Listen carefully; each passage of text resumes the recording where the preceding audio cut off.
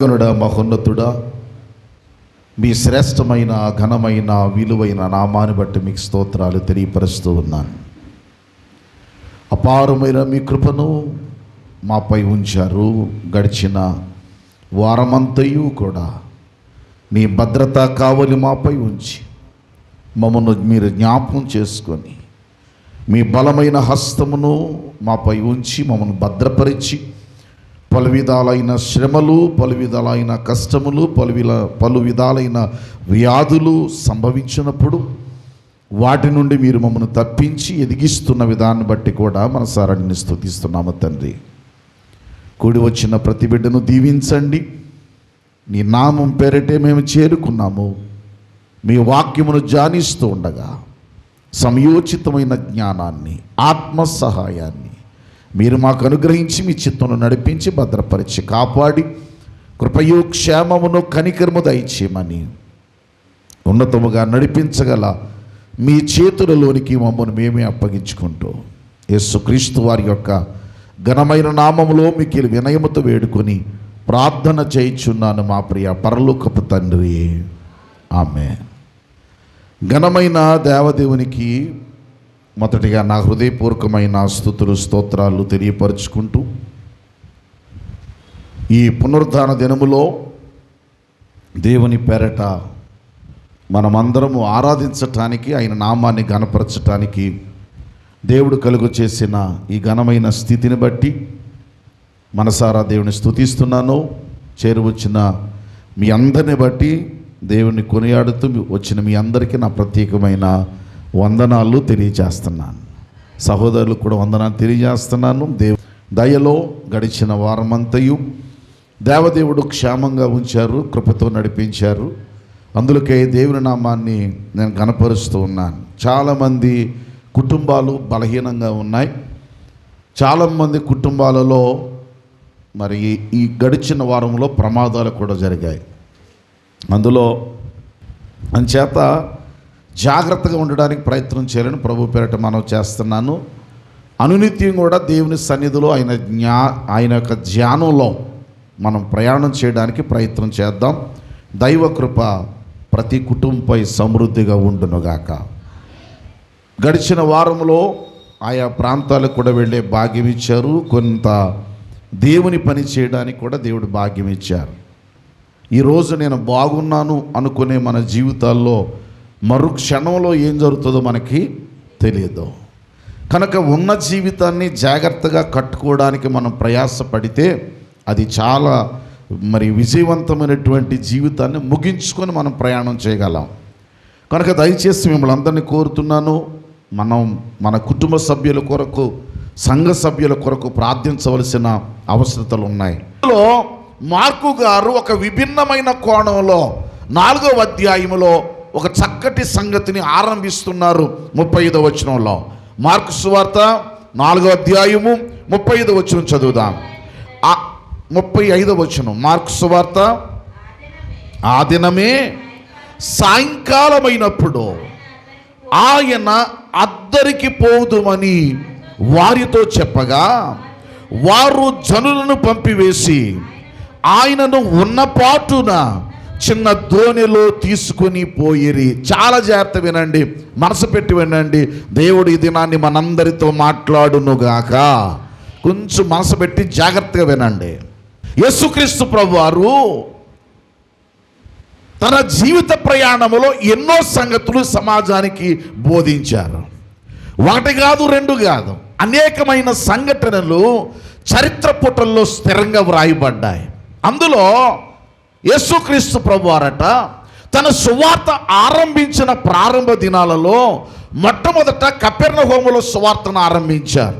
ఆ తర్వాత ఆయన ఎక్కడికి వచ్చారంటే 4వ అధ్యాయం ప్రారంభ వచనం మీరు చదివితే 4వ అధ్యాయం ప్రారంభ వచనం, సముద్ర తీరమున మరలా బోధింపనారంభించెను. చాలా జాగ్రత్త వినండి. ఏ తీరాన అంటే సముద్ర తీరాన. అది ఏ సముద్రం అనంటే గలిలయ సముద్రం. చెప్పండి, ఏ సముద్రం? గలిలయ సముద్ర తీరాన ఆయన బోధించ ఆరంభించాడట. ఆయన సువార్త చెబుతూ ఆయన అనేక సంగతులు ప్రజలకు ఉదయం మొదలుకొని సాయంకాలం వరకు బోధిస్తున్నారు. అందులో విత్తనాలు కూర్చున్న ఉపమానం చెప్పారు. ఒకడట విత్తనాలు తీసుకున్నాడట, జల్లుతూ ఉన్నాడట.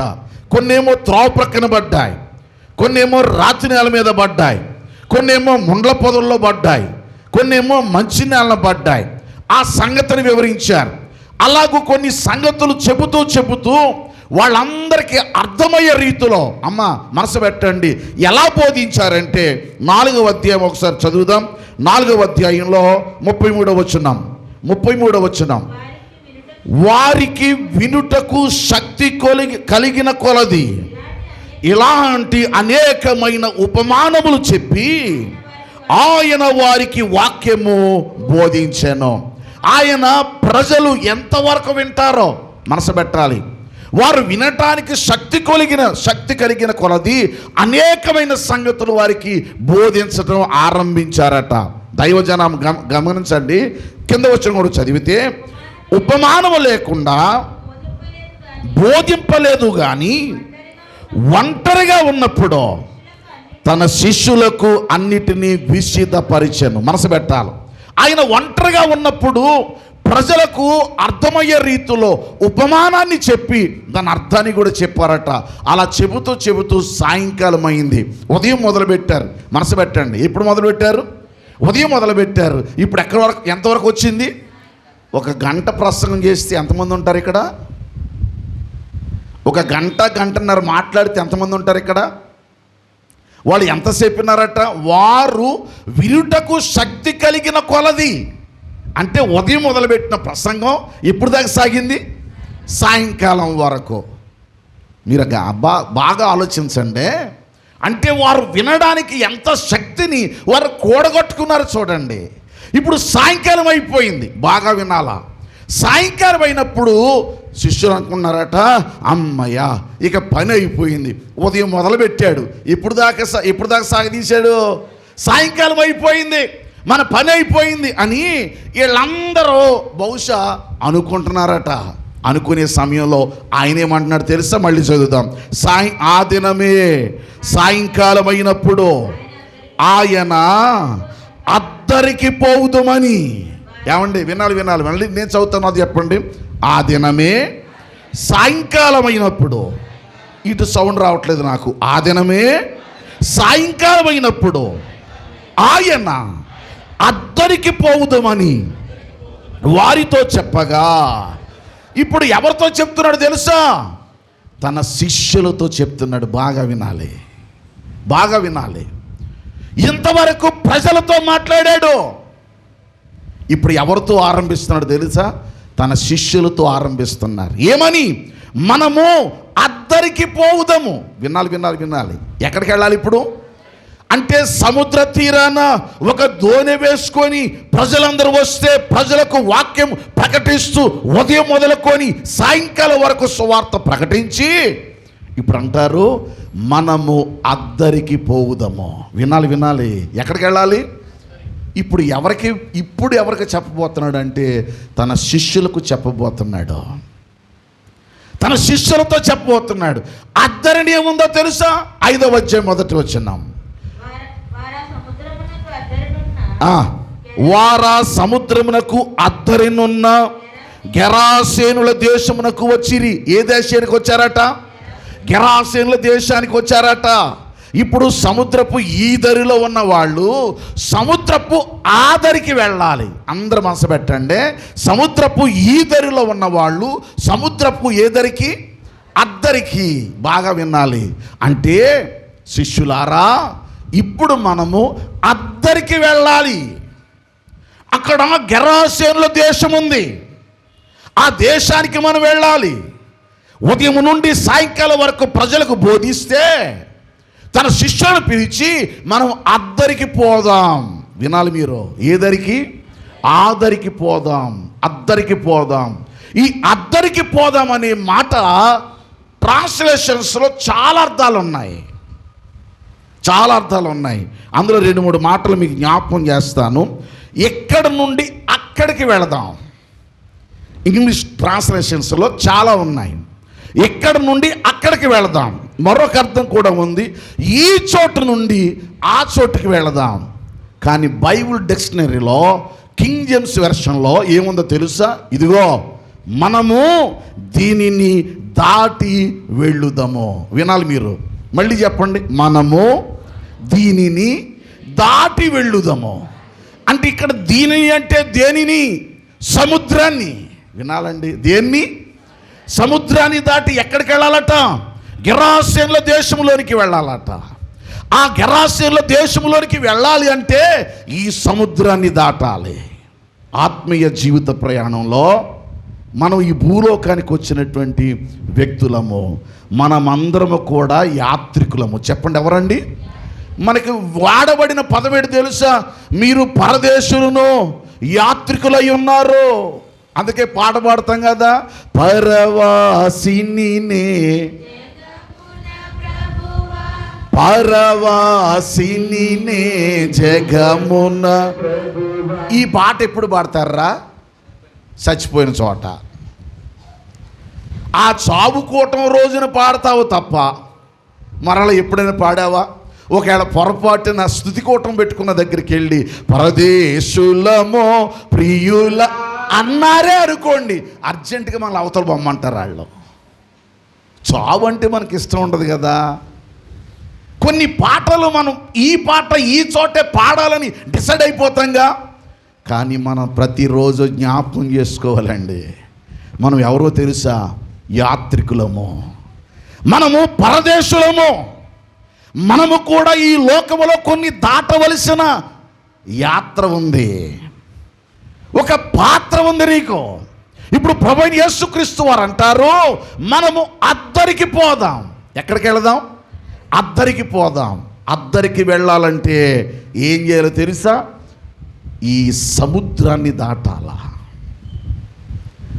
సముద్రాన్ని వీళ్ళు ఈదరి నుండి అద్దరికి ఈ గెరాసేనుల దేశంలోనికి వెళ్ళాలంటే, అమ్మ వినాలి వినాలి వినాలి మనసు పెట్టి, వీరు ఈ గెరాసేనుల దేశంలోకి అడుగు పెట్టాలంటే ఈ అద్దరి ప్రయాణములో, ఆదరి ప్రయాణములో దాటి వెళ్ళే ఈ క్రమములో వారు 3 సంగతులు దాటాలి. మొదటి సంగతి ఏంటో తెలుసా? ఈ సముద్ర ప్రయాణంలో ప్రయాణం చేస్తున్నప్పుడు, మీరు ఎవరైనా షిప్ ఎక్కారు? ఎప్పుడైనా షిప్ ఎక్కారా? నేను ప్రయాణం చేయలేదు కానీ షిప్ ఎక్కాను. సుమారు ఒక 5 గంటల సేపు అక్కడ ఉన్నాను. ఆ షిప్లో భోజనం చేశాను. ఆ షిప్లో కొన్ని బుక్స్ ఉంటే బైబిల్ స్టడీ చేశాం. కొంతసేపు విశాఖపట్నంలో ఓఎం తరపున ఒక షిప్ ప్రయాణం చేస్తూ ఉంటుంది ఆయా దేశాలు. అది మన భారతదేశానికి కొన్ని సంవత్సరాల తర్వాత, అంటే నేను దాదాపు ఇప్పుడు నేను షిప్ ఎక్కి సుమారు 8 సంవత్సరాలు అవుతుంది. మరలా మన దేశానికి రావాలంటే ఖండాలు అలా ప్రయాణం చేస్తూ దాని నిండా బుక్స్ ఉంటాయి, అందులో హోటల్స్ ఉంటాయి, అందులో అన్ని రకాల ప్రయాణానికి కావలసిన సదుపాయాలు ఉంటాయి. వారు లైబ్రరీ పెడతారు, బుక్స్ అమ్ముతూ ఉంటారు. ఓఎం బుక్ స్టాల్స్ అని చెప్పి వాటిని అమ్ముతూ ఉంటారు. అది ఆ షిప్ ప్రయాణం చేస్తూ ఉంటుంది. నేను కూడా ఎక్కాను. షిప్లో కూర్చుంటే ఎలా ఉంటుందో తెలుసా అండి? ఇలా ఇలా ఊగుతూ ఉంటుంది. మీరు కొద్దిసేపు ప్రయాణం చేశారనుకోండి, షిప్లో ప్రయాణం చేస్తున్నప్పుడు ఖచ్చితంగా కడుపులో వికారం వచ్చేస్తుంది. కొన్నిసార్లు సాఫీగా ప్రయాణం వెళ్తుంది, కొన్నిసార్లు మనం ఆ గదుల్లోంచి బయటకు వస్తే ప్రమాదాలు కూడా పొంచి ఉంటుంది. పడిపోతాం, కళ్ళు తిరిగిపోతాయి, వాంతులైపోతాయి, వికారంగా ఉంటుంది. అది కూడా అనుభవించాలంటే ఆ ప్రయాణం వాళ్ళకి, అందుకే తరఫీదు పొందుతారు. అందులో షిప్పు నడిపించేవారు కానీ పనిచేసేవారు కానీ తరఫీదు పొందుతారు. దైవ జనాంగమా, ఈ సముద్ర ప్రయాణంలో మనసు పెట్టాలా. ఈ సముద్రంలో ఈ ప్రయాణము కొనసాగిస్తున్నప్పుడు 3 సంగతులు దాటాలి. ఒకటి, ఈదరి నుండి ఆదరికి వెళ్ళాలంటే వారు తుఫానులు దాటాలి. చెప్పండి, ఏం దాటాలి? గట్టి చెప్పండి. తుఫానులు దాటాలి. రెండవది, వారు భయాలు దాటాలి. భయాన్ని దాటాలి. మొదటిగా తుఫాను దాటాలి, 2 భయాలు దాటాలి, 3వది అపనమ్మిక, అవిశ్వాసాన్ని కూడా దాటాలి. అద్దరికి వెళదాం అనగానే వాళ్ళు ఏం చేశారు తెలుసా? మళ్ళీ చదువునాను 35వ వచనం, మళ్ళీ చదవరా. ఆ దినమే సాయంకాలమైనప్పుడు ఆయన అద్దరికి పోదుమని వారితో చెప్పగా, వారు జనులను పంపివేసి ఆయనను ఉన్నపాటున చిన్న ధోనిలో తీసుకొని పోయిరి. వినాలి, ఉన్నపాటున. వీళ్ళు ఏమనుకున్నారంటే ఈ ప్రయాణం చాలా సింపుల్గా ఉంటుంది, ఈ ప్రయాణం చాలా బాగుంటుందని ఉన్నవాళ్ళు ఉన్నట్టుగా ఒక చిన్న ధోనిని తీసుకొని యేసు ప్రభువుని ఎక్కించుకొని ప్రయాణం చేశారట. బాగా వినండి, క్రైస్తవ జీవితం అంటే చిన్నది కాదు. ఈరోజు మనం అనుభవించే భక్తి జీవితం భక్తే కాదు. నన్ను మీరు క్షమించాలి. జీవితం అంటే ఎంత కఠోరమే తెలుసా? నిన్నగాక మొన్న 4 రోజుల క్రితం అమెరికా దేశంలో ఒక అద్భుతమైనటువంటి చార్లీ అనేటువంటి వ్యక్తిని, ఆ అమెరికా దేశంలో ఉండేటువంటి యవనస్తులను, పెద్దలను, సమాజాన్ని తన ప్రసంగం ద్వారా మోటివేట్ చేస్తూ అద్భుతమైనటువంటి వక్త. ఒక రకంగా చెప్పాలంటే నాటి దినాలలో నిన్నగాక మొన్న గత కాలంలో చనిపోయిన ప్రవీణ్ పగడాల గారి మెసేజ్లు వింటే ఎంతమంది ప్రభావితమయ్యారో అమెరికా దేశంలో ఈ చార్లీ అనేటువంటి యవనస్తుడు ప్రకటిస్తూ ఉంటే సమాజం అంతా కూడా ఉత్తేజపూరితమైపోతుందట. మనకి తెలీదు, చచ్చిపోయిన తర్వాత ఆయన చరిత్ర చదువుతుంటే అర్థమవుతుంది. ఒక సభ జరుగుతుంది, 100 మంది 1000 మంది కూర్చున్నారు ఆ సభలో. అద్భుతంగా మాట్లాడుతున్నాడు. చిన్న బిడ్డ, వాళ్ళకు ఒక చిన్న బిడ్డ ఉంది, అతని వయసు కూడా చిన్న వయసు. ప్రసంగం చేస్తుండగా, మోటివేషనల్ స్పీచ్ ఇస్తుండగా సరిగ్గా బుల్లెట్తో కొడితే ఎక్కడ దిగిపోయిందండి, కుప్ప కూలిపోయాడు. రక్తం మీరు చూస్తే చిమ్మింది. అలా ఒక్కసారిగా కుప్పగూలి అలా పడిపోయాడు. ఏం చేశాడని? అద్భుతమైన దైవ వర్తమానాన్ని చెప్పి ప్రజలను ప్రభావితం చేస్తున్నాడు. సభకెక్కే ముందు ఎవరిని తలపోసుకుంటాడు తెలుసా? ప్రభువైన యేసును తలపోసుకుంటాడు. అతని జీవితాన్ని మార్చింది యేసు అని చెప్పి ఆ సమాజానికి బోధిస్తాడు. అద్భుతం ఏంటో చెప్పన, 3వ రోజు సమాధి చేస్తున్నప్పుడు అమెరికా దేశ అధ్యక్షుడు కూడా సెల్యూట్ చేస్తూ ప్రభుత్వ లాంఛనాలతో అతని దహన సంస్కారాన్ని చేశారు. అద్భుతం ఏంటో చెప్పమంటారా? తన భార్య ఆ వేదిక మీద నిలబడి ఆ భర్త కొరకు ఇచ్చిన స్టేట్మెంట్ చూసి ప్రపంచమే నిర్వీర్యపోయింది. ఎందుకంటే ఆమె నోట దైవికమైన మాటే పలికింది తప్ప నా భర్త చచ్చిపోయాడని చెప్పలా. నా భర్త ప్రభు దగ్గరికి వెళ్ళాడు, చిన్న వయసులో ప్రాణత్యాగం చేశాడు.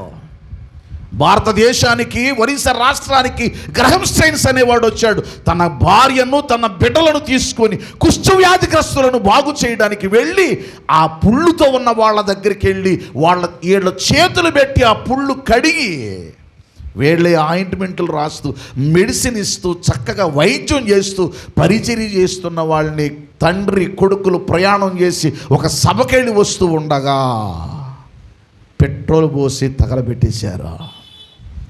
ఒరిస్సా రాష్ట్రం ఏమనుకుందో చెప్పనా? ఈడు పోతే ఈయన్ని తగలబెడితే క్రైస్తవ్యం పోద్దనుకున్నారు వాళ్ళు. విచిత్రం ఏంటో చెప్పనా? గ్రహం స్టెయిన్స్ చచ్చిపోయిన తరువాత క్రైస్తవ్యంలో ఐక్యత పెరిగిందండి. అప్పుడే 10 దినాలు స్టేట్ బ్యాంక్ ఎదురకుండా నేను కొంతమంది దైవజనులు కలిసి రిలే నిరాహార దీక్ష 4 రోజులు చేశాం. ఆ తర్వాతే ఫెలోషిప్లు ఏర్పడ్డాయి. ఆ తర్వాతే సేవకులందరూ ఐక్యంగా ఉండాలని ఆలోచన ప్రారంభమైంది. విచిత్రం చెప్పనా? గ్రహం స్టెయిన్స్ అనేవాడు చచ్చిపోతే ఒరిస్సా రాష్ట్రంలో అందరూ హడిలెత్తిపోతారు రావడానికి అనుకున్నారు. కానీ మీకు అర్థమయ్యేలా భాషలో చెప్తున్నాను చూడండి, ప్రపంచ దేశాలన్నీ కూడా ఒరిస్సా రాష్ట్రంలోకి అడుగుపెట్టాయి. ఇప్పుడు క్రైస్తవ్యం ఇంకా అభివృద్ధి పదంలోకి వెళ్ళిపోయింది. గట్టిగా చప్పట్లు కొట్టండి ఒకసారి. గ్రహం స్టెయిన్స్ని చంపేస్తే నాశనం అయిపోద్ది అనుకున్నారు. క్రైస్తవ జీవితం ఆదాసాదిగా సాగేది కాదు. క్రైస్తవ జీవితం సరదాగా వెళ్ళేది కాదు. ఏదో ఒక పాట, ఏదో ఒక మాట, చిన్న ప్రార్థన, ఏదో బైబిల్ చదివేసి వెళ్ళిపోదామని నువ్వు అనుకుంటున్నావు. అది భక్తి కాదు తల్లి. జీవిత ప్రయాణములో నీవు యాత్రలో ఉన్నావు. నీది పాత్ర. ఈ పాత్రలో నీవు, అందుకే జీవిత యాత్రలో తుఫాను రేగగా అల్లాడి, అంటే ఈ యాత్రలో నీ ఒక నౌకలో ఉన్నావు. ఆ పాత్రలో నౌకేదో తెలుసా? సంఘం అనే నౌక. నోవాహు, నేను ఈ సమాజాన్ని చూశానయ్యా. ఈ సమాజం చెడిపోయింది, వీళ్ళు పాడైపోయారు, వీళ్ళకి నాకు మధ్య కుదరడం లేదు, వాళ్ళ తలంపుల్లో ఊహంతా కేవలం చెడ్డది. వద్దు నోవాహు, నేను నీ కుటుంబాన్ని రక్షించాలనుకుంటున్నాను. ఏం చేయమంటావు తండ్రి? నీ కుటుంబం కొరకు నువ్వు ఒక వాడను కట్టు. ఏం కట్టు? ఒక వాడను కట్టు. నీ కుటుంబం రక్షించబడాలంటే వాడను కట్టు. సంవత్సరం కాలం వాడ కట్టాడండి. సంవత్సరం కాదు, క్షమించాలి, 100 సంవత్సరాలు వాడగట్టాడండి. 100 సంవత్సరాలు వాడగట్టాడు. ఎక్కడుందా మాట? ఆదికాండం చూడాలి ఒకసారి. ఆదికాండంలో ఎంతకాలం కట్టాడు చూడండి ఒకసారి. ఆ జలప్రళయం రావడానికి 32వ వచనం. నోవాహు 500 ఏండ్లు గలవాడై షేమును, హామును, యాపేతును కనెను. ఆదికాండం 5వ అధ్యాయం 32వ వచనం. 5:32. నోవాహు ఎన్ని వందల ఏండ్లు అండి? 500 ఏండ్లు. 7వ అధ్యాయము ఆదికాండం 7వ అధ్యాయము 6వ వచనం. 7:6. ఆ జల ప్రవాహము భూమి మీదకి వచ్చినప్పుడు నోవాహు ఎంతకాలం పట్టింది? 500 సంవత్సరాలు దేవుడు చెప్పాడు. అరే బాబు, కుటుంబం లోక పరిస్థితి బాగోలేదు, చెడిపోయిన లోకంలో ఉన్నావు, పడిపోయిన లోకంలో ఉన్నావు. నేను నా 2 చేతులు జోడించి చెప్తున్నాను, దైవ జనాంగమా, ఇప్పుడు కాలం కూడా అలాగే ఉంది. చిన్న చిన్న పిల్లలండి, 13, 14, 15, 16 సంవత్సరాల వయసున్న కుర్రోళ్ళు. మేము ప్రయాణం చేస్తూ ఉంటే రోడ్ల పక్కన వాళ్ళకంటే వయసు పెద్దగలిగిన వాళ్ళతో వాళ్ళ వ్యభిచారాలు చేస్తున్నారు. రోడ్డు పక్కన కుర్రోళ్ళని చూస్తూ ఉంటే ఒక్కసారిగా మనసంతా కలుషితం అయిపోయిందండి. వాళ్ళ జీవితాలు చాలా చిన్నవి. ఇప్పుడు వాడు ఆరోగ్యం పాడు చేసుకుంటున్నాడు. ఇప్పుడు వాడు ఎదిగిన తర్వాత ఏదో ఒక అమ్మాయిని పెళ్లి చేసుకుంటాడు. ఆ అమ్మాయి ఈడు చేసిన తప్పుడు పనికి ఆ పిల్ల కూడా ఏమవుతుంది? పాడవుతుంది. వీళ్ళ అంతటితో ఆగదు, వాళ్ళకు పుట్టే పిల్లలు కూడా ఏమవుతారు? పాడవుతారు. కుటుంబ వ్యవస్థ ఏమైపోద్ది? పాడైపోద్ది. చెడిపోయింది లోకం. అందుకే నీ కుటుంబ రక్షణ కొరకు బాబు నోవాహు వాడ సిద్ధపరచు. నేను షార్ట్లో చెప్తాను, మనసు పెట్టండి. నువ్వు వాడ సిద్ధం చేయి. ఈ చెడిపోయిన లోకములో, పడిపోయిన లోకములో నుంచి నీ కుటుంబాన్ని రక్షించుకోవాలంటే వాడ నువ్వు కట్టాలి. ఎలా కట్టమంటావు? ఎలా కట్టాలో నేను చెప్తాను. కట్టే పని నీది, చెప్పే పని నాది. నువ్వే తెచ్చుకోవాలి, నువ్వే కట్టుకోవాలి, నువ్వే నీ కుటుంబ రక్షణ కొరకు ప్రయాణం చేయాలి, సిద్ధం చేసుకోవాలా. ఇప్పుడు ఎంత ఎత్తు కట్టాలో దేవుడే చెప్పాడు, ఏ కర్ర తేవాలో దేవుడే చెప్పాడు, ఎన్ని ఎత్తులు కట్టాలో దేవుడే చెప్పాడు, అది ఎలాగో నిర్మించాలో దేవుడే చెప్పాడు. దేవుడు చెబితే ఎవరు చేశారు? నోవాహు చేశాడు. ఎందుకు? ఎవరి కుటుంబ రక్షణ కొరకు? నోవాహు కుటుంబ రక్షణ కొరకు. అంటే నోవాహు తన కుటుంబ రక్షణ కొరకు అతడు ఆ జల ప్రవాహములో, ఆ తుఫానులో, ఆ భయంకరమైన పరిస్థితుల్లో తప్పించబడడానికి అతడు ఎంత ప్రయాసపడ్డాడో. అమ్మ, నేను అడుగుతున్నాను, అయ్యా మిమ్మల్ని అడుగుతున్నాను, నీ భర్త కొరకు ఈ ప్రయాస నీకుందా? నీ భార్య కొరకు ఈ ప్రయాస నీకుందా? నీ బిడ్డల కొరకు ఈ ప్రయాస నీకుందా? నీ కుటుంబ రక్షణ కొరకు ఈ ప్రయాసం ఉందా? ఆ రోజు తండ్రి, తల్లి, పిల్లలు ఒక మాటగా అయ్యి వారందరూ సంఘటితమయ్యారు. 3 కొడుకులు, 3 కోడళ్ళు, అత్తగారు, మామగారు, తండ్రి, తల్లి ఏమయ్యారు? ఒక మాట మీదకు వచ్చి ఆ కుటుంబం అంతా కలిపి ఏం చేశారు? ఒక అద్భుతమైన వాడ కట్టారు. ఈరోజు నీ కుటుంబంలో అనుబంధం ఉందా? ఆ ఆత్మీయత ఉందా? చెడిపోయే లోకంలో నీవు నిజంగా నీ తల్లి మాట వింటావా? నీ తండ్రి మాట వింటావా? నీ అత్తగారు మాట వింటావా? నీ మామగారు మాట వింటావా? నీ తల్లిదండ్రుల మాట వింటావా? నీ బిడ్డల మాట వింటావా? నా 2 చేతులు జోడించి ఒక్క మాట చెప్పమంటారా? మొన్న వారం నాకు తెలియకుండానే నా కళ్ళ నీళ్ళు వచ్చాయి. కొద్దిసేపు దేవుని స్తుతించుకున్నాను. ఎందుకో చెప్పమంటారా? నాకు ఇచ్చిన బిడ్డలను బట్టి.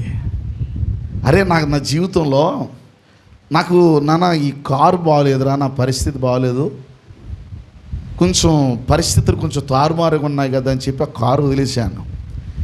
వీళ్ళు గబగబా వెళ్ళిపోయారు, పట్టుకెళ్ళిపోయారు, కారు పెట్టుకెళ్ళిపోయారు. కొత్త కారు నా దగ్గర పెట్టారు. కొత్త కారు నన్నే వాడుకోమన్నారు. నాకు కొద్దినారా, మీరు వాడుకోండి, నాకు ప్రస్తుతం ఈ కారు చాలు అని చెప్పి అలా పెట్టాను.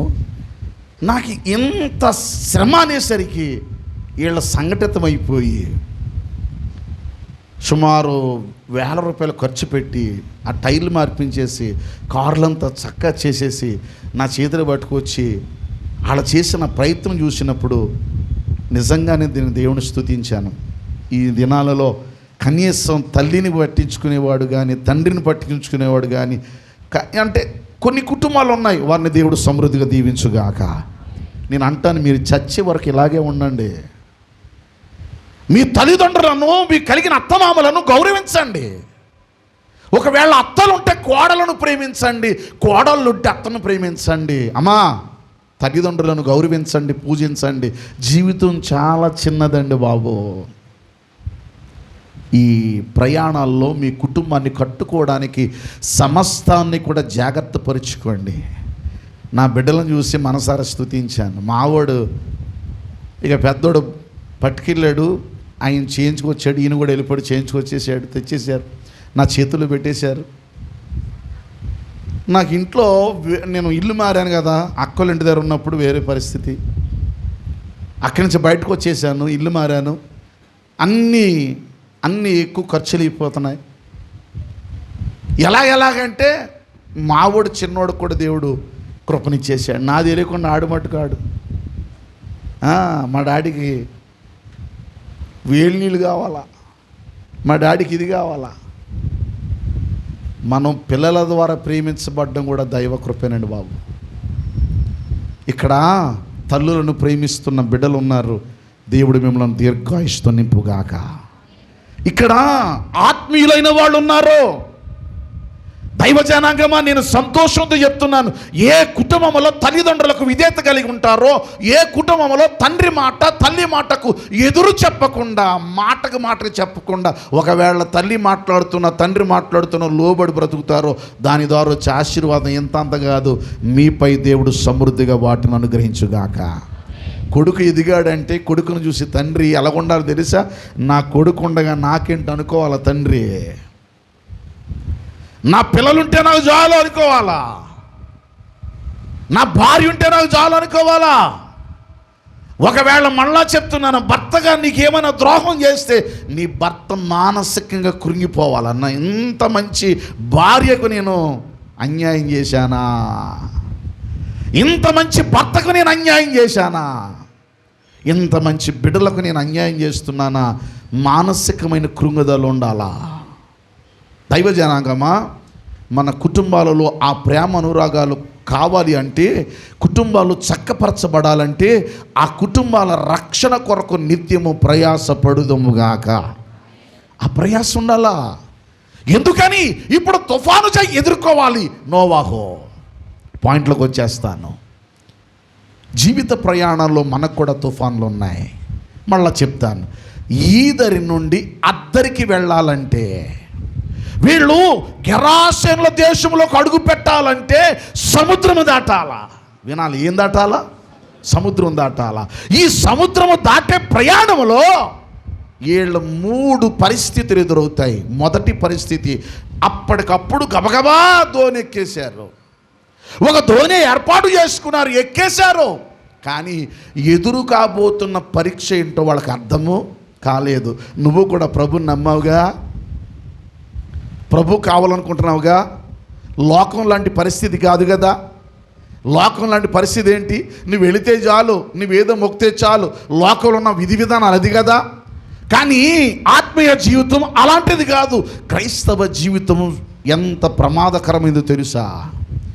ఎప్పుడు నువ్వు కనపరచబడతావో తెలియదు, ఎప్పుడు అవమానపరచబడతావో కూడా తెలీదు. అవసరమైతే నీ ప్రాణం ఇచ్చేయాలన్నా ఇచ్చేస్తావు. ఏమంటే భక్తులు ప్రాణాలు సునాయసంగా వదిలేశారండి ప్రభు కోసం. ప్రభు దగ్గర నిలబడ్డారండి వారి జీవితాలు కట్టుకొని. ఈ దినాన్ని మీకు జ్ఞాపకం చేస్తున్నాను. మొదటి పాయింట్ ఏంటి తెలుసా? సముద్రం అనే ఆ ప్రయాణములో ఓడలో ప్రయాణిస్తున్న వారికి మొదటగా ఎదురైంది ఏంటి తెలుసా? చదువుదాం చూడండి, మార్క్స్ వార్త ప్లీజ్. పెద్ద తుఫాను రేగి ఆయన ఉన్న దోణి మీద, ఏమండి బాగా మళ్ళీ చదువున్నాను మొదటి నుంచి. వారు జనులను పంపివేసి ఆయనను ఉన్న పాటున చిన్న ధోనిలో మళ్ళీ చదువున్నానా, ఆయన ఉన్న పాటున చిన్న ధోనిలో తీసుకొని పోయిరి. ఆయన వెంబడి మరికొన్ని ధోనిలు వచ్చాను. అప్పుడు పెద్ద తుఫాను రేగి ఆయన ఉన్న ధోని మీద, ఏమంటే మీరు ఏమైనా పాయింట్ పట్టుకున్నారా? కూడా చాలా ధోనులు వస్తున్నాయట, కొన్ని ధోనులు వస్తున్నాయట. విచిత్రమేటో తెలుసా? ఈ వచ్చిన తుఫానట ఆయన ఉన్న ధోని మీదే కొడుతుందట. మీరు ఏమైనా పాయింట్ పట్టుకున్నారు లేదో? ఎవరున్న ధోని మీద అంటే పక్కన ఇంకా ధోనులు ఉన్నాయి లేదా? మాట్లాడండి రా. ఉన్నాయా లేదా? ఉన్నాయి. ఆ ధోనుల మీద ఏమి లేదు, తుఫాన్ లేదు. ఇప్పుడు ఉన్న తుఫాను ఎక్కడో తెలుసా? ఆయన ఉన్న ధోని మీద. అమ్మా, ఉదయం నుండి సాయంకాలం వరకు ప్రజలకు బోధించాడా? సాయంకాలం అయిన తరువాత ఆయన అద్దరికి వెళదామని వీళ్ళతో చెప్పంటాడు. ఒరే నాయన, అద్దరికి వెళదాం. ఎక్కడికయ్యా? గెరాసేనుల దేశం వెళదాం. అక్కడికి వెళదామని గబగబా ఉన్న పాటున స్పీడ్గా వెళ్ళిపోదాం అనుకొని ఉన్న పాటునే సిద్ధపరచుకొని ఈయన కూడా తీసుకొని ధోని ఎక్కించేశారు. ఇప్పుడు ఏమైందో తెలుసా? ఆయన ఉన్న ధోని మీద పెద్ద తుఫాను రేగిందట. వినాలి మీరు, ఎవరు ఉన్న ధోని మీద అంటే, నువ్వు కొన్నిసార్లు దేవుణ్ణి కలిగి ఉన్నప్పుడు నీ కుటుంబంలో కూడా ఏమి రావచ్చు చెప్పండి? తుఫాన్లు వస్తాయి. అనవసరమైన గొడవలు, అనవసరమైన మాటలు, అనవసరమైన అపహాస్యాలు, అనవసరమైన పరిస్థితులు. నేను మరలా జ్ఞాపకం చేస్తున్నాను, నీవు పడిపోయిన చోటే నీ దేవుడు నిలబెట్టే దేవుడు. నువ్వు ఎక్కడ పడిపోతావో, నువ్వు కంగారు పడిపోతావు, అంతే. గలిబిలైపోతావు, నువ్వు తొందరపడిపోతావు.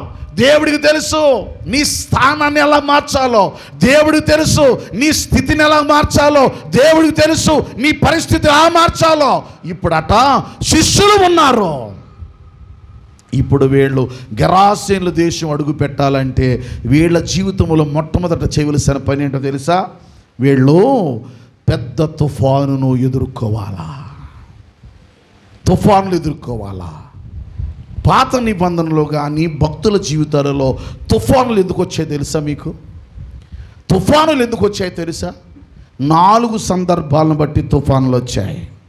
మొదటి సందర్భం, స్వాభావికంగా ప్రకృతిని బట్టి వచ్చే తుఫానులు. స్వాభావికంగా మీరు చూస్తున్నారుగా, తుఫాను ఎలా వస్తుందో మీకు తెలుసు కదా. తుఫాను ఎక్కడొస్తుందండి? చదువుకున్న పిల్లలు చెప్పొచ్చు. తుఫాను ఎక్కడొస్తుంది? గట్టి చెప్పండి. దేన్ని బట్టి? గాలిలో 2 ఉష్ణోగ్రతలు ఉన్నాయి. ఒకటి చల్లని ఉష్ణోగ్రత, 2 వేడి ఉష్ణోగ్రత. సముద్రంలో ఉండేటువంటి వేడి ఆవిరిగా మారి మేఘాలుగా ఏర్పడితే, మేఘాలలో ఉన్నటువంటి అది కరిగి మళ్ళీ ఎలా మారుతుంది? భూమి మీదకి వర్షంగా మారుతుంది. షార్ట్లో చెప్తాను, మనసు పెట్టండి. ఇప్పుడు ఈ ప్రయాణంలో తుఫానులు సహజ సిద్ధంగా వచ్చేవి. అంటే ఉష్ణాన్ని బట్టి, ఒత్తిడిని బట్టి సుడిగాలిగా తిరిగి లోపల ఆ సుడిగాల్లోంచి ఏం పుడుతుందంటే తుఫానుగా మారుతుంది. రాగల 24 గంటల్లో తుఫాను రాబోతుంది కనుక జాలరైన వారు ఎక్కడికి వెళ్ళకూడదు? ఆల్రెడీ వెళ్ళిపోయి ఉంటారు వాళ్ళు. మీకు అర్థమైంది లేదో? ఆల్రెడీ వెళ్ళిపోయి ఉంటారు వాళ్ళు. ఇప్పుడు ఏమని చెప్పాడు? వెళ్ళకూడదు అంటాడు. ఆ తుఫాన్లో మనకు వచ్చే వార్త తెలుసా? 10 మంది జాలర్లు కనపడుట లేదు. అంటే ఆల్రెడీ వెళ్ళిపోయాడు. వీడు ఎప్పుడు చెప్పాడు? ఈ మధ్య కొంచెం వారం రోజుల ముందు చెప్తున్నారు. ఇంకో విచిత్రం చెప్తాను. రేపు విపరీతమైన ఎండగా ఉంటుంది అంటాడు, విపరీతమైన వర్షం వచ్చేద్ది. కాలచక్రం అలాగుంది. రేపు ఫుల్ ఎండ అంటాడు, వీడు ప్రోగ్రాం పెట్టుకుంటాడు. మామూలుగా కాదు, టెంట్లు కూడా ఎగిరిపోతాయి. పాపం ప్రకృతి నమ్ముకొని ఎవరినో నమ్ముకొని చేశాడు. కాలచక్రాన్ని బట్టి వీడు చేశాడు. నువ్వు అనుకున్నట్టుగా లేదు. సహజమైన తుఫానులు వస్తాయి, మొదటిది. రెండవది, కొన్నిసార్లు మన జీవితాలలో దేవునికి నీకు మధ్య తేడా వచ్చినప్పుడు, బుద్ధిహీనత ఏర్పడినప్పుడు, భక్తిహీనత ఏర్పడినప్పుడు తుఫానులు వస్తాయి. సహజమైన తుఫానులు పర్వాలేదు, కానీ దేవుడే తుఫాను పుట్టిస్తాడట. తెరవండి ఒకసారి 107వ సంకీర్తన. 107వ సంకీర్తన ప్లీజ్. 25వ చరణం. 25వ చరణం త్వరగా చదవాలా. 107వ సంకీర్తన 25వ చరణం. ఆయన సెలవీయగా తుఫాను పుట్టెను. మళ్ళీ ఆయన సెలవీయగా ఏమి పుట్టెను? తుఫాను పుట్టెను. ఎవరు సెలవిస్తే? అంటే తుఫాను రావడానికి ఎవరు సెలవు ఉందట? దేవుని సెలవు. అదే 107వ సంకీర్తనలో 29వ చరణం కూడా చూడండి. ఆయన తుఫానును ఆపివేయగా దాని తరంగాలు ఏమైపోతాయి? అణిగిపోతాయి అంట. వినాలి. అంటే తుఫాను పుట్టించేవాడు ఎవరో చెప్పండర్రా? దేవుడే. కొన్నిసార్లు మానవునికి బుద్ధిని నేర్పడానికి, నిన్న మేము అంటే సాక్ష్యం చెప్పుకుంటారు లైగా, నేను చెప్పను కానీ మేము కనుపూరులో ఉన్నాం. ఒక ఆయన వెళ్ళిపోతా అన్నాడు. ఏమండే వర్షం పడితే కానీ ఏముండదు, మనకి పంట ఉండదండి బాబు. చేలన్నీ అలాగ ఉన్నాయి. తెలంగాణ మునిగిపోతుంది. మనకి పడినట్టు యాక్షన్ చేస్తుంది కానీ పడతలేదు. పడినట్టే ఉంది, పడతలేదు. అసలు నిజానికి ఇదే కాలం ఇది చెప్పండర్రా? వర్షాకాలం. నాకు బాగా తెలుసు, చుట్టూ కాలువలు పరిగెట్టేవి, ఎంత అద్భుతంగా ఉండేదో.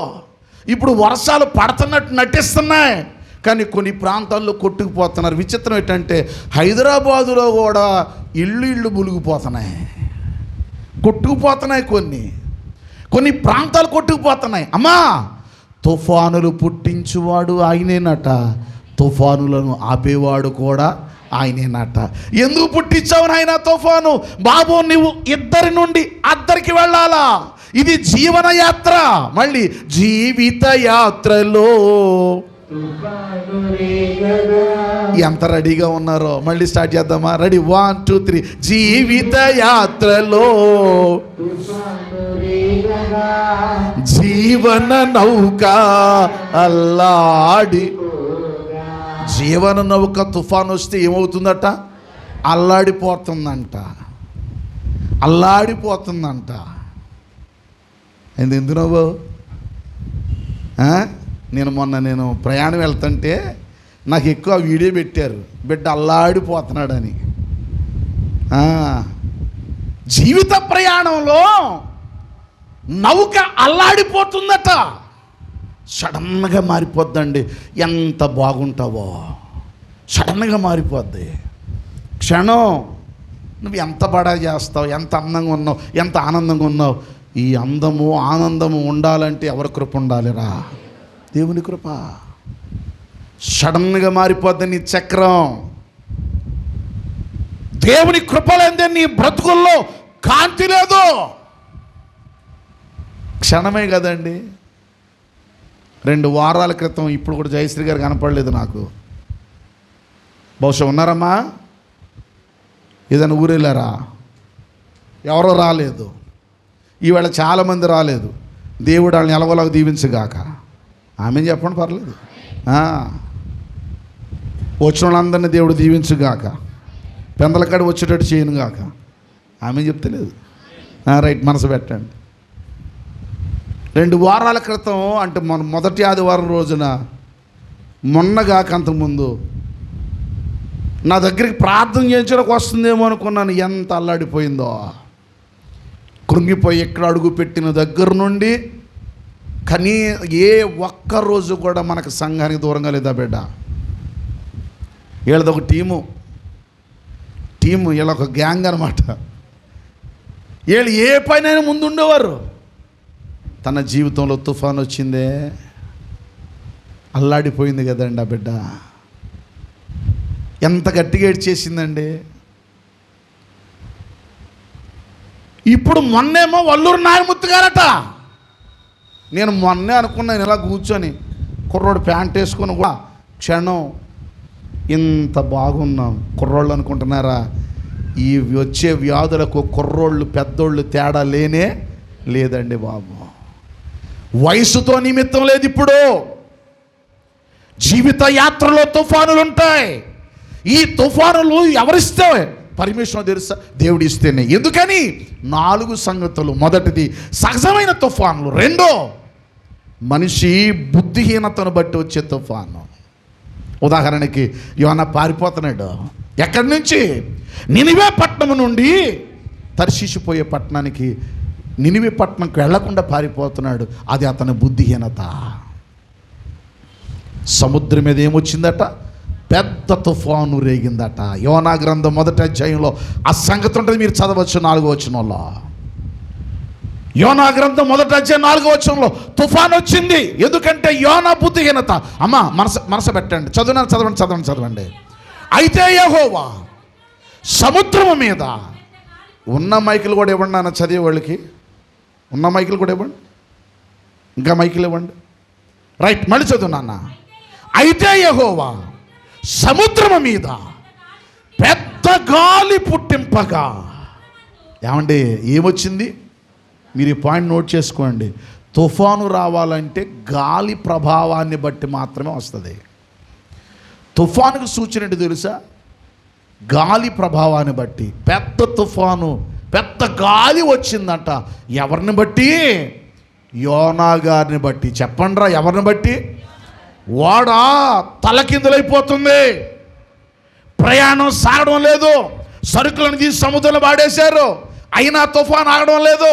అప్పుడు అంటారు ఓడలో ఉన్న నావికుడు, ఒరే బాబు ఇది సహజంగా వచ్చే తుఫాను కాదు, ఎవడో ఏదో దేవుడికి విరోధంగా తప్పు చేశాడు అని వాళ్ళు దేవునికి మొక్కడం మొదలుపెట్టారట. ఆయా దేవుళ్ళు మొక్కడం మొదలుపెట్టారట. అప్పుడట ఒకడు అప్పుడు అనుకున్నారట, ఒరే బాబు మన అందరం కలిపి ఏం వేసుకుందాం? చీటీలు వేద్దాం. చీటీ వేస్తే ఎవరి పేరు వచ్చింది? గట్టి పేరు చెప్పండి రా, యోనా పేరు. అది బుద్ధిహీనతను బట్టి వచ్చే తుఫాను. మళ్ళా చెప్తాను, సహజ సిద్ధమైన తుఫానులు వస్తాయి. రెండవది, నీవు దారి తప్పినప్పుడు, నీ విశ్వాస యాత్రలో దారి తప్పినప్పుడు, బుద్ధిహీనతగా ప్రవర్తించినప్పుడు తుఫానులు పర్మిషన్ ఇస్తాడు దేవుడే. నన్ను క్షమించండి ప్లీజ్, మీరు ఎట్లా వింటున్నారు నాకు తెలియదు, మీరు అనుభవించారు లేదో తెలీదు. నేను దారి తప్పినప్పుడు, దారి మళ్ళినప్పుడు, కొన్నిసార్లు నా జీవిత ప్రయాణంలో నేను అహంకారంతో బ్రతికినప్పుడు తుఫాను చూశాను. నేను భరించలేనని తుఫాను చూశాను. నాలో నేను ఏడ్చిన రోజులున్నాయి, నాలో నేను కృంగిపోయిన రోజులున్నాయి. పైకి కనబడే నేను నా జీవిత ప్రయాణంలో, నేను యవన ప్రాయములో ఉండగానే అన్నీ ఉన్నప్పుడే, డబ్బు చూసినప్పుడే, బలాన్ని చూసినప్పుడే, జనాన్ని చూసినప్పుడే నేను ఎన్నో కష్టాలు అనుభవించిన దినాలు ఉన్నాయి. ఒంటరిగా బ్రతికిన రోజులు కూడా ఉన్నాయి. నేను పాడుకున్న పాట కూడా ఉన్నాయి. ఒంటరినయ్యా నా తోడు నిలువవా. ఒంటరి నా ప్రయాణంలో ఒంటరిగా ఒక్కడనే మారుమూలకెళ్ళిపోయి కన్నీళ్లతో ఏడ్చిన రోజులున్నాయి. జీవితం సాఫీ కాదు. ఎందుకని? బుద్ధిహీనత ఏర్పడినప్పుడు, దేవుని నుండి తొలగిపోయే సందర్భాలు వచ్చినప్పుడు, శరీర బలాన్ని బట్టి, అందాన్ని బట్టి, ఆనందంగా అనుభవించిన దినాలను బట్టి కృంగిపోయిన రోజులు కూడా ఉన్నాయి. 4 సందర్భాల్లో తుఫానులు వస్తాయి. సహజ తుఫానులు. 2 బుద్ధిహీనతను బట్టి వచ్చే తుఫానులు. 3 బుద్ధి నేర్పడానికి వచ్చే తుఫాను. ఏమి నేర్పడానికి? అదే యోనా గ్రంథం 1వ అధ్యాయం మీరు 12వ వచనం మీరు చదివితే, అంటాడు, ఎవరిని బట్టి ఇది వచ్చిందో అంటే అంటాడు యోనా, ఇదిగో నన్ను బట్టే. అమ్మ చెప్పండి రా, ఎవరిని బట్టి? అందరు నాతో చెప్పండి, నన్ను బట్టే. ఎప్పుడైనా అనుకున్నావా ఎందుకయ్యా నా పరిస్థితి ఇట్లాగయింది, ఎందుకయ్యా నేను ఈ పరిస్థితిలోకి వెళుతున్నాను? ఒకవేళ నీకు ఇష్టం లేని కార్యాలు, ఇష్టం లేని పనులు, ఇష్టం లేని జీవితం ఒకవేళ నేను జీవిస్తున్నానేమో, నన్ను బట్టి ఈ తుఫాను వచ్చిందేమో అని ఎప్పుడైనా అనుకున్నావా? యోనా అంటాడు, అదొక అద్భుతమైన పాఠం, మీకు చాలాసార్లు చెప్పాను, మరి గుర్తుందో లేదో తెలియదు. యోనా ఎందుకని నినివే పట్టణానికి వెళ్ళనన్నాడు? ఒక్కళ్ళు చెప్పండి అమ్మా. మైకులో చెప్పు నాన్న, మైకులో చెప్పరా? అదే మైకులో చెప్పే. అక్కడ ఉన్న ప్రజలు యూదులను భయంకరమైన హింసలు పెట్టారు. అశ్షూరీయులు వాళ్ళు అశ్షూరీయులు యూదులను బహు హింస పెట్టిన వాళ్ళు, భయంకరంగా చంపేసిన వాళ్ళు. కళ్ళ ముందే పెట్రోల్ పోసి తగలబెట్టిన భర్తను, కొడుకుని, 2 కొడుకులు, భర్త కళ్ళ ముందే కాలిపోతే మహాతల్లి పలికిన మాట్లాడు తెలుసా? నా పోయిన భర్త మళ్ళీ తిరిగి రాడు, నా బిడ్డలు తిరిగి రారు, ఇదిగో ఆ తప్పు చేసిన వాడిని క్షమించండి అని కోర్టులో చెప్పిందండి గ్రహం స్టెయిన్స్ గారి యొక్క సతీమణి. ఏం అద్భుతం అండి బాబు, ఏమి దైవికమైన ప్రేమ అండి బాబు ఇది. మొన్న కూడా ఆ చంపేసినటువంటి ఆ చార్లీ గారి యొక్క భార్య ఏమో తెలుసా? నా భర్తను చంపిన వాడి కొరకు ప్రయాసపడి పోలీసు వారు అందరూ పట్టుకున్నారు, చాలా సంతోషం. ప్రభుత్వాలు కథలు వచ్చాయి, చాలా సంతోషం. అయితే నా భర్తగా తిరిగి రాడు, నా భర్త నా ప్రభువును కలుసుకోవడానికి వెళ్ళాడు, అతన్ని క్షమించమని కోరిందండి. చప్పట్లు కొట్టరేటండి బాబు ఆవిడికి. నిజమండి బాబు, ఎలా వస్తుందండి? ఒక ప్రక్క కళ్ళ నీళ్ళు రాలిపోతున్నాయి, కళ్ళ ముందు చిన్న బిడ్డ, భర్త సిద్ధపరిచిన ఆ చక్కని మోటివేషన్ క్లాస్, కంపెనీలు, వాళ్ళతో పనిచేసే ఇవన్నీ నిర్వీర్యం అయిపోయే పరిస్థితిలో భవిష్యత్తు ఎట్లాగుంటుందో తనకు తెలియదు, కానీ ధైర్యం తెచ్చుకుంటుంది. ఏమో తెలుసా? నా భర్త విడిచిపెట్టిన ప్రతి పని నేను నెరవేర్చడానికి, ఆ పనిలో ఉండడానికి ఆమె నమ్మకం ఏంటో తెలుసా? ఒక్కడు పోతే మరి కొంతమంది చార్లీలను దేవుడు పుట్టేస్తాడు. అది ఆమె విశ్వాసం. నీ జీవితంలో తుఫాన్లు వస్తాయి, సహజమైన తుఫాన్లు వస్తాయి. 2, నీవు బుద్ధిహీనతలోకి దారి మళ్ళినప్పుడు వస్తాయి. 3, నీకు బుద్ధి నేర్పడానికి వస్తాయి. 4వది, నువ్వు బాగానే ఉంటావు, నిన్ను బట్టి రాదు, కానీ కొన్నిసార్లు ఏం చేస్తావు తెలుసా? సహకరిస్తావుగా. నువ్వు తప్పు చెయ్యు, చేసేవాళ్ళు చేస్తుంటే తప్పని ఖండించవు, సహకరిస్తావుగా. అందుకని ఏమొద్దో తెలుసా? నిన్ను బట్టి కాదు, ఇతరులను బట్టి నీకు వస్తుంది బుద్ధిహీనత. తుఫాన్ వస్తుంది. ఒకసారి పోలీస్ స్టేషన్కి వెళ్ళాను నేను అన్యాయంగా. ఇక్కడే మా నాన్నగారు ఉన్నారు అప్పటికి, ఎస్ఐ గారు, ఆంజనేయులు గారు అని మన చర్చికి కూడా వచ్చేవారు, వారి సత్యమణి. నాది 10th క్లాసు ఆ టైం. అది స్టేషన్ పిలిచారు, వెళ్ళాను. నేను వెళ్ళాను, మా అన్నయ్య కూడా వెళ్ళారు. ఎందుకు? 2 బామర్దులు కొట్టుకున్నారు. వాళ్ళు కొట్టుకున్న సందర్భంలో, ఒరే నీ వెనకాల ఎవరున్నారా అన్నాడంట. ఇంకెవరండి? మోజేస్ గారు, సాల్మన్ రాజు గారు అన్నారంట. మమ్మల్ని పిలిచేశారు. మేము వెళ్ళాం, ఎందుకంటే వాళ్ళు మాతో తిరిగివారు. ఇక్కడే స్వామి అన్న నా ఫ్రెండే, బ్రాహ్మణుడు, పూజారి, ప్రస్తుతం పూజారిగా పనిచేస్తున్నాడు. ఆయన శ్రీనివాస నోబుల్ కాన్వెంట్లో ఉన్న ఆయన 2 కొట్టుకున్నారంట. 7 కొట్టుకుంటే మా పేర్లు చెప్పాడంటే, ఒరే అక్కడికి వెళ్ళిన తర్వాత ఎందుకు చెప్పారు అంటే, నీ పేరు చెప్తే వదిలేస్తారని అన్నాడు. అని కదా బావ అన్నాడు. నా పేరు చెప్తే వదిలేస్తారని నా పేరు పెట్టాడంట, నాకు తెలీదు. సరే, ఎలా కొట్టారో తెలుసండి? పోలీసు వాళ్ళు కొట్టలేదు, ముందు వీడి కర్ర ఇచ్చాడు. ఒరే నువ్వు ఎందుకు కొట్టావు అని అడిగాను, కొట్టరా అన్నాడు. వీడు చెయ్యలా పెట్టాడు. ఒరే నన్ను ఎందుకు కొట్టావురా అని, మామూలు కాదు, మా కళ్ళ ముందు వీడు ఓపుకున్నంత వరకు కొట్టాడండి. ఈ చేతి మీద, ఆ చేతి మీద, ఈ చేతి మీద ఒక 20 దెబ్బలు తగిలేసాడికి. ఆడు అన్నీ చెప్పేశాడు. అయిపోయిన తర్వాత వీడు అనుకున్నాడు మనసులో బాగా అయిపోయింది ఆడికి అనుకున్నాడు. అప్పుడు ఆడి కర్ర ఇచ్చాడు. మీకు అర్థమైందా? అప్పుడు ఆడి కర్ర ఇచ్చాడు. ఆడు మరి వీడు దెబ్బతిన్నాడు కదా, ఆడు కొట్టాడండి. ఆడు ఒక 20 దెబ్బలు కొట్టాడు. మాకు ఎలా ఉందంటే ఏడాదిగా అయిపోయింది. మాకైపోద్దేమో అనుకునే టయానికి నెమ్మదిగా మా నాన్నగారు బయటకు వచ్చి నిలబడ్డారు. ఎస్ఐ గారు మన చర్చకు వచ్చే ఆయన వందనాలు చెప్పి, పాస్టర్ గారు మీరు వెళ్ళిపోండి, పిల్లల్ని పంపించేస్తానండి అన్నారు. అది మాకు తెలియదు, ఆయన వెళ్ళిపోవడం తెలియదు, రావడం మాకు తెలియదు.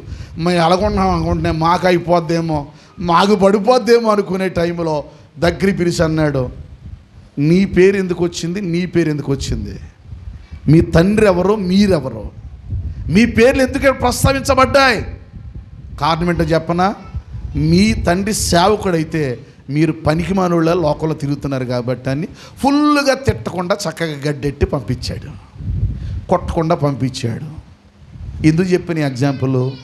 మనం చెయ్యం, కానీ చేసేవాడిని ఏం చేస్తాం తెలుసా? చెయ్యని ఎంకరేజ్ చేస్తాం. నువ్వు చెయ్యో, చేసేవాడిని చేయనేవో మంచి పనులకి, చెడు పనులు ఎంకరేజ్ చేస్తాం. కొన్నిసార్లు తుఫానులు ఎందుకు వస్తాయి చెప్పనా? నిన్ను బట్టి కాదు. ఇంకా మీకు అర్థమయ్యేలా చెప్తాను, బైబిల్ నుంచో చూపిస్తాను. సౌలు పాడవడానికి కారణం ఎవరు? అర్థం కాలేదు. సౌలు గారు అభిషక్తుడు, సౌలు గారు యోగ్యుడు, సౌలు గారు చాలా మంచోడు, చాలా పవిత్రంగా ఉండేవాడు. సౌలు గారు పాడవడానికి కారణం ఎవరో తెలుసా? చెప్పండి రా, ఎవరో తెలుసా? ప్రజలు. దావీదు గారు గొలియాతుని చంపాడండి. దావీదు గారు ఎవరిని చంపాడు? గొలియాతుని చంపాడు. సౌలు ఏమన్నాడు? గొలియాతును చంపినోడికి అర్ధరాజ్యం ఇచ్చి నా కుమార్తెనిచ్చి పెళ్ళి చేస్తా అన్నాడు. మంచోడా చెడ్డోడా? మాట్లాడండి. గొలియాతును చంపేశారు. దావీదు గారు సౌలు గారిని ఎక్కించుకొని వెళ్తున్నాడు. ఇప్పుడు దావీదు గారు సౌలు గారు రథం మీద ఉన్నారు. ప్రజలు అంటున్నారు, ఇదిగో సౌలుకి 1000 కొలది, దావీదుకి 10,000 కొలది. ఈ మాట చెవుల్లోకి వెళ్ళిపోతుంది. ఎవరికి? సౌలుకి. ఎడిదే ఆడొక్కడిని చంపితే ఆడికేమో 10,000, నాకేమో వీళ్ళు చేసిన జేజేలు, వీళ్ళు చేసిన ఆ మాట సౌలు జీవితాన్ని ఏం చేసింది? పాడు చేసింది. అర్థమైందా మీకు? అర్థమైందా? ఇప్పుడు సౌలు పాడవడానికి కారణం ఎవరో? ప్రజలు. కొన్నిసార్లు తప్పు చేయో, తప్పు చేసేవాడిని ప్రోత్సహిస్తున్నా, అది నీకు శాపంగా మారిందేమో, అది నీకు తుఫానుగా మారిందేమో, ఒకవేళ నీ బుద్ధిహీనత బట్టి తుఫాను వచ్చిందేమో, ఒకవేళ దేవుడు బుద్ధి నేర్పడానికి తుఫాను పంపాడేమో. అందుకే ఒక వచనం చదువుదాం చూడండి, అద్భుతంగా ఉంటుంది వచనం. ఆ మాట చదువుదాం చూడండి దయచేసి. ఇర్మియా గ్రంథం 30వ అధ్యాయం 23వ వచనం. 30వ అధ్యాయం 23వ వచనం స్పీడ్గా చదవాలి. ఇదిగో యెహోవా మహోగ్రత అను పెనుగాలి బయలుదేరుచున్నది, అది గిర్రగిర్రా తిరుగుచు సుడిగాలి, అది గిర్రగిర్రా తిరుగుచు సుడిగాలి. అలా చదువుతున్నారండి అయ్యారు. మళ్ళీ చదువు నాన్న, మళ్ళీ చదువు మొదటి నుంచి. ఇదిగో యెహోవా మహోగ్రతను పెనుగాలి బయలుదేరుచున్నది, అది గిరగిరా తిరుగు సుడుగాలి. ఎవరి మీద కట్టండి? దుష్టుల మీదకి పెరుగును. దుష్టత్వంలో ఉన్నప్పుడు వస్తుందట. 83వ కీర్తన 15వ చరణం ప్లీజ్. 83వ కీర్తన 15వ చరణం. 83వ కీర్తన 15వ చరణం. నీ తుఫాను చేత వారిని తరుము, నీ సుడిగాలి చేత వాళ్ళకి ఏం పుట్టించు? భయం లేదో భయాన్ని పుట్టించు. నీ తుఫాను చేత, మళ్ళీ చదవండి, నీ తుఫాను చేత వారిని తరుము, నీ సుడిగాలి చేత వారికి భీతి పుట్టించు. భయాన్ని పుట్టించు, భయాన్ని గుర్తు చేయి. దారి తప్పుతున్నారు, దారి మళ్లించబడ్డారు, దారి తొలగిపోయారు. ఇప్పుడు ఏమి రావాలి? తుఫాను రావాలా? బుద్ధి నేర్పడానికి, బుద్ధిహీనతను బట్టి తుఫాను, బుద్ధి నేర్పడానికి తుఫాను, సహజమైన తుఫాను. మరలా చెప్తున్నాను, నువ్వు బాగానే ఉంటావు, ఇతరులకు ప్రోత్సహిస్తావుగా తప్పు చేయడానికి, అది కూడా కొన్నిసార్లు మనకేమవుతుంది? శాపం. నువ్వు చెయ్యో, చేసేవాడిని ఎంకరేజ్ చేస్తావు, అది నీ జీవితంలో తుఫానుగా మారొచ్చు. మళ్ళీ చెప్తున్నాను, ఈ దరి నుండి అద్దరికి వెళ్ళాలంటే, ఈ దేశము నుండి గెరాసేనుల దేశానికి వెళ్ళాలంటే ఏం దాటాలి? వాళ్ళు సముద్రము దాటాలంటే ఏముంటాయి? 3 పరిస్థితులు వాళ్ళు ఎదుర్కోవాలి. మొదటిది, వీళ్ళు అనుకున్నారు, తొందరపడిపోయి గబగబాన ఉన్నపాటున ప్రభును కూడా ఎక్కించేశారు, కానీ ఎదర రాబోతుంది తుఫాన్ అని వారికి తెలియదు. ఆ తుఫానులో వీళ్ళని భయం ఆక్రమిస్తుందని వీళ్ళకి తెలియదు. ఆ భయములో వీళ్ళు అవిశ్వాసులుగా మారిపోతున్నారన్న సంగతి వారికి తెలియదు. ఇప్పుడు ఈ శిష్యులకు ఏమి నేర్పాలనుకుంటున్నాడు ప్రభు? ఏమి నేర్పాలనుకుంటున్నాడు? బుద్ధి నేర్పాల. ఉదయం మొదలుకొని సాయంకాలం వరకు ఎవరికి బోధించాడు ఆయన? ప్రజలకు. చెప్పండి రా, ఎవరికి బోధించాడు? ప్రజలకు బోధించాడు. ఈ రాత్రంతా ఎవరికి బోధ చేస్తున్నాడు? శిష్యులకు. ఏది బోధ? ఇప్పుడు వారి కళ్ళ ముందుకు తుఫానులు రాబోతున్నాయి, అవమానాలు అలలై ఎగయగా, భయాన వానలు. మళ్ళొకసారి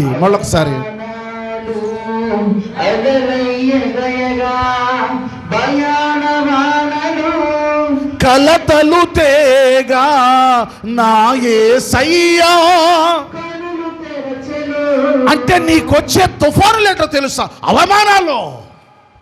నీకు వచ్చే పరిస్థితి ఏంటో తెలుసా? అపహాస్యాలు. కొన్నిసార్లు నీ ఆర్థిక పరిస్థితుల్లో నువ్వు కృంగిపోతావు.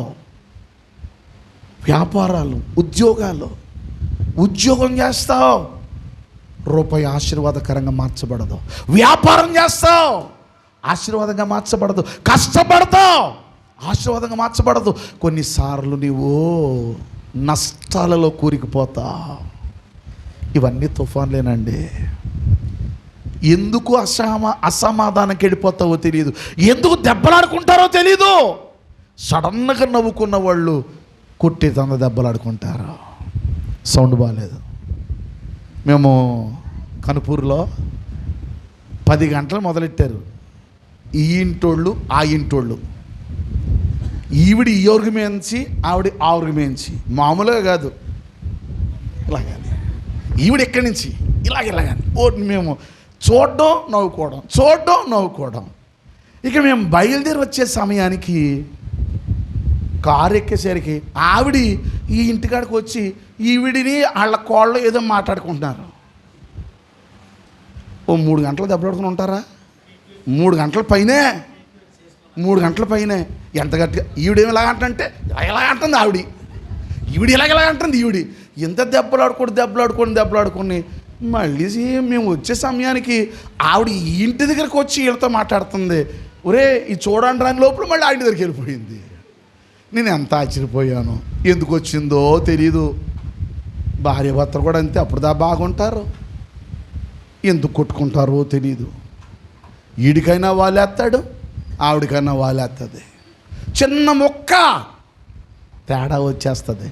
వెటకారంతో ఆరంభించి వెటకారమే సీరియస్ అయిపోయి కుమ్మేసుకున్న రోజులు లేవా తుఫానులో? నేను ముగింపులోకి వస్తాను, మనసు పెట్టండి. ఇవి తుఫానులో, ఇవి పరిస్థితులు. సడన్గా తల్లి తండ్రి కొడుకు అందరూ కూర్చుంటారు, ఒక్కసారిగా కుర్చీలుగా తీసిరేసుకుంటారు. తుఫానులు కదా. అందుకే జీవన నౌక అల్లాడిపోగా, ఊరికి అల్లాడిపోతావుగా, అనవసరమైన అసమాధాన స్థితికి వెళ్ళిపోతావుగా. అందుకేనండి మనము యాత్రలో ఉన్నాం. చెప్పండి ఏంటది యాత్ర అంటే? ఏంటిరా? ప్రయాణం.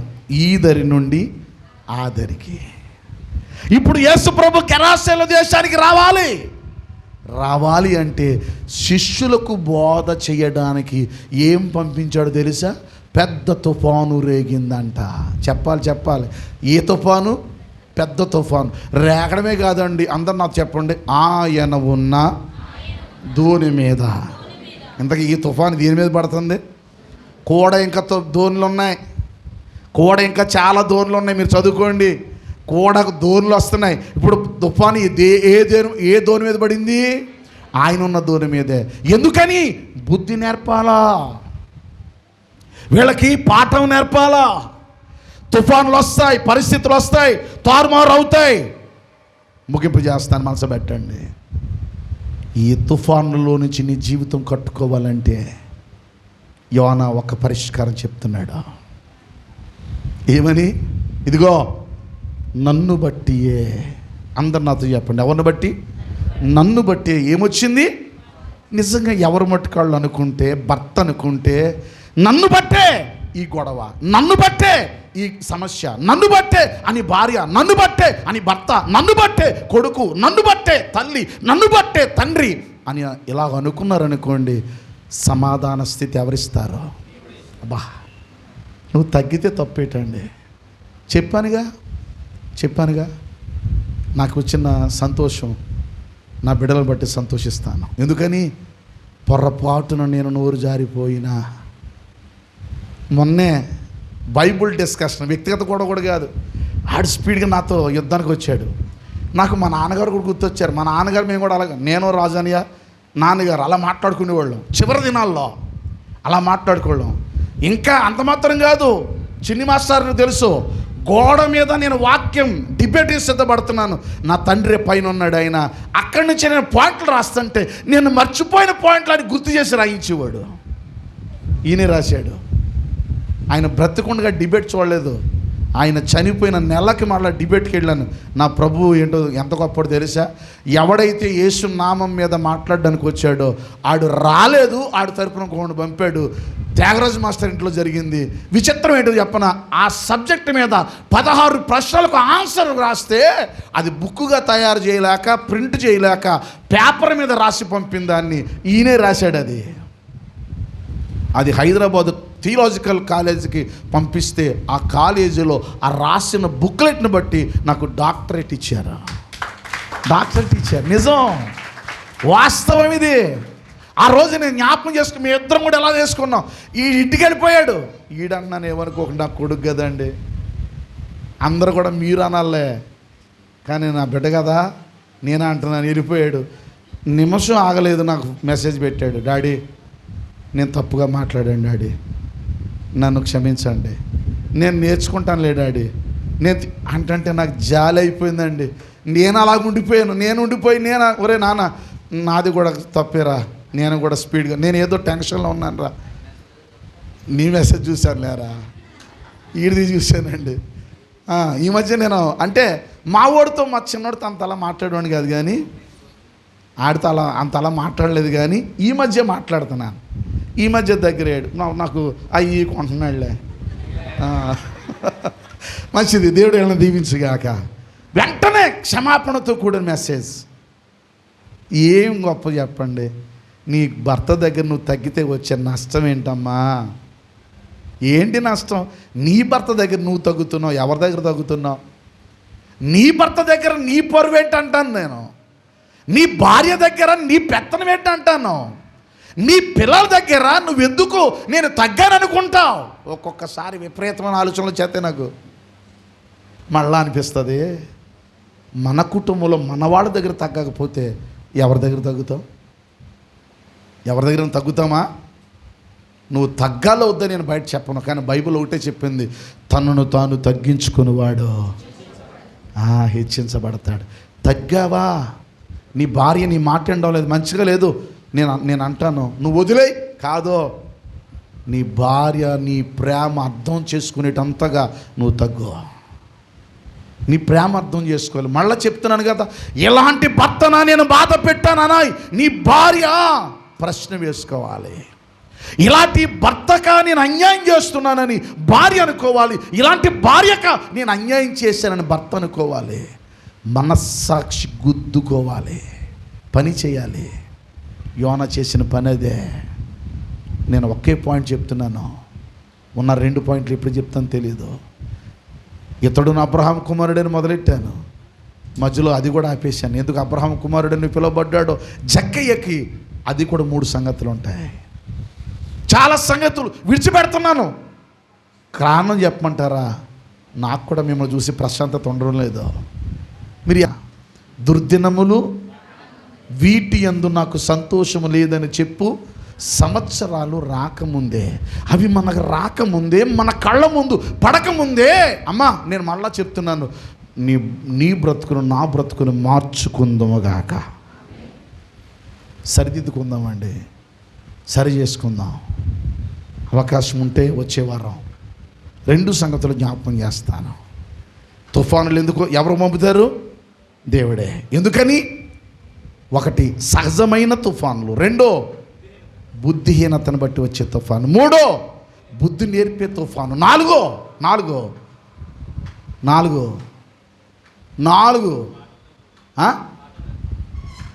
చెప్పేశాను, ఇతరులను బట్టి వచ్చే తుఫాను. నువ్వు చెయ్యు అన్యాయంగా, నువ్వు ఎవరికో నువ్వు కూడా కావాలని చెయ్యు. ఆడు ఏమనుకుంటాడో అనుకుంటావు. నిర్మోహమాటంగా చెప్పే నీ ఆత్మీయ జీవితాన్ని పాడు చేసుకోకు. నేను ఒక్క మాట చెప్పి ముగిస్తాను. అమ్మా, ఒక తల్లిగా ఉన్నావా, తండ్రిగా ఉన్నావా, నువ్వు చేసే దౌర్భాగ్యమైన పనుల వలన నీ బిడ్డల మీద శాపం వస్తుంది. నన్ను క్షమించండి. ఎలాగంటే బైబిల్ తీసి ఎవడు చేసిన ధర్మం ఆడి అంటావా? కానీ బైబిల్ అది చెప్పిన దేవుడే ఇంకో మాట కూడా చెప్పాడు. రే బాబు, నేను నీకు ఇచ్చానే సౌందర్యమైన మంద, అది ఎక్కడా? నీ భార్య గురించి నేను అడుగుతానన్నాడు, నీ భర్త గురించి నేను అడుగుతానన్నాడు, నీ పిల్ల కోసం నేను అడుగుతానన్నాడు. అడుగుతానని దేవుడు చెప్పాడా లేదా? చెప్పాడంటే అర్థమేంటి? మనదే కదా బాధ్యత. మన బిడ్డల కొరకు మనం ఆలోచించాలా వద్దా? చెప్పండి. భర్త గురించి ఆలోచించాలి వద్దా? మనం క్రమంగా లేకుండా, మన దగ్గర విధేయత లేకుండా, మన దగ్గర ఆ భయం లేకుండా మన బిడ్డలకు ఎలాగొస్తుంది? చక్కపరుచుకునే కృపను దేవుడిచ్చుగాక. గాలులు మన మీద వీచక మునిపే, అవి రాక మునిపే నా ఇంటిని చక్కపరుచుకోవాలా. ప్రభు కృప మీకు నాకు తోడై ఉండునుగాక.